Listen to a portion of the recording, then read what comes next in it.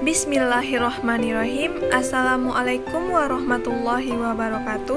Perkenalkan, saya Nurul Fazira, NPM 196910324, mahasiswi Universitas Islam Riau, jurusan Pendidikan Guru Sekolah Dasar kelas 4B.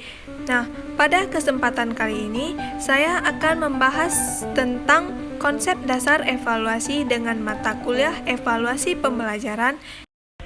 Untuk mengetahui apa itu konsep dasar evaluasi, simaklah video berikut ini. Apa itu evaluasi?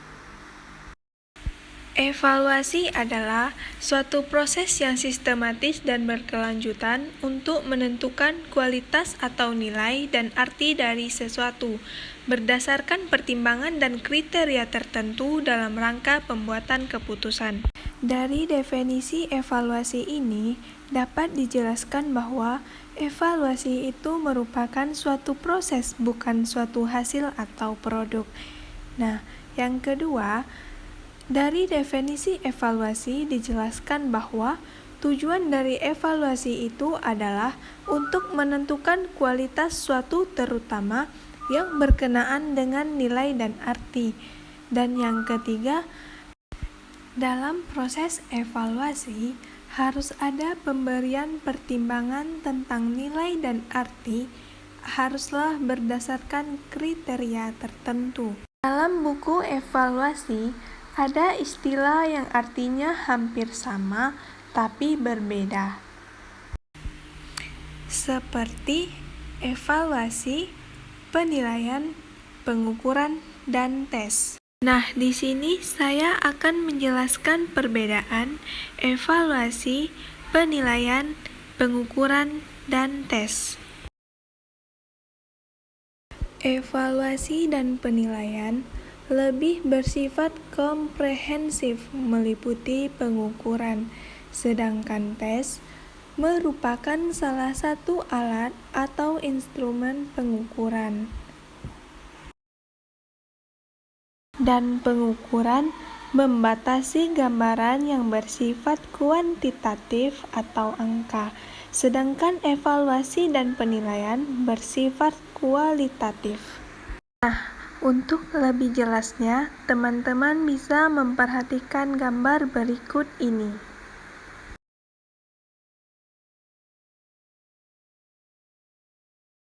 Nah, untuk berikutnya, saya akan membahas keterkaitan antara evaluasi, penilaian, pengukuran, dan tes. Nah, di sini saya mempunyai gambar keterkaitan evaluasi, penilaian, pengukuran, dan tes. Baiklah, saya akan menjelaskan apa maksud dari gambar tersebut. Nah, di sini ada kata evaluasi. Evaluasi ini adalah proses pemberian suatu nilai. Nah, di proses penilaian ini ada namanya penilaian kuantitatif dan ada penilaian kualitatif. Nah, penilaian kuantitatif bisa dilakukan dengan pengukuran, dan alat ukur dari penilaian kuantitatif ini dilakukan dengan cara tes. Tes yang diberikan bisa berbentuk objektif dan bisa berbentuk uraian.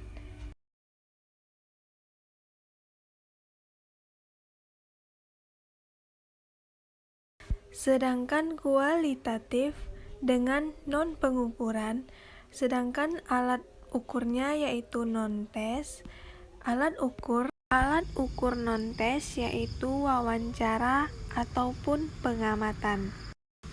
Pada gambar di atas bisa ditarik kesimpulan yaitu bahwa dari penjelasan gambar di atas, evaluasi, penilaian, pengukuran, dan tes memiliki arti yang berbeda.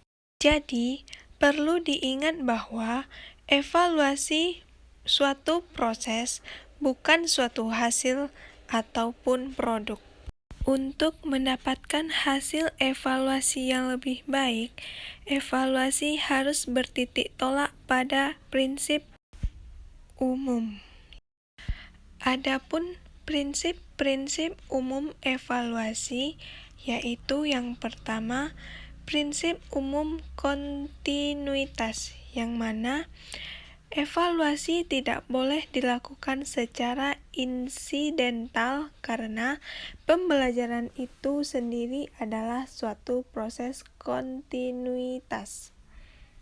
Prinsip umum yang kedua yaitu komprehensif, yang mana evaluasi merupakan suatu objek di mana guru harus mengambil seluruh objek itu sebagai bahan evaluasi. Prinsip umum yang ketiga yaitu adil dan objektif. Maksudnya yaitu yang mana guru harus berlaku adil tanpa harus pilih kasih. Nah, kata adil dan objektif ini memang mudah diucapkan, namun sulit untuk dilakukan.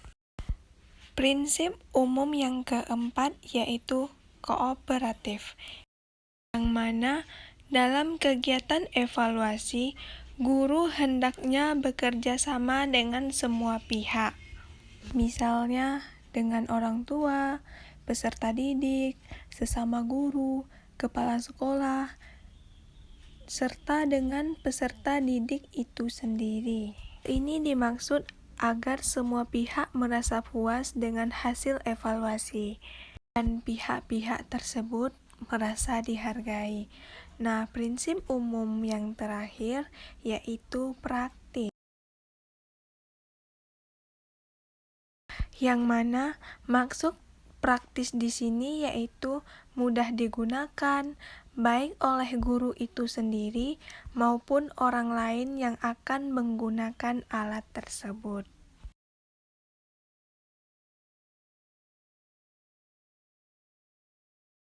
Nah, untuk itu perlu diperhatikan bahasa dan petunjuk untuk mengerjakan soal tersebut.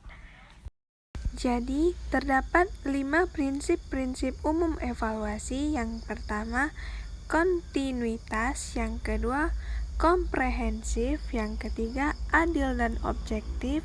Yang keempat, kooperatif. Dan yang kelima, praktis. Baiklah, mungkin hanya sekian materi yang dapat saya sampaikan. Lebih dan kurang saya mohon maaf, dan saya akhiri dengan wassalamualaikum warahmatullahi wabarakatuh.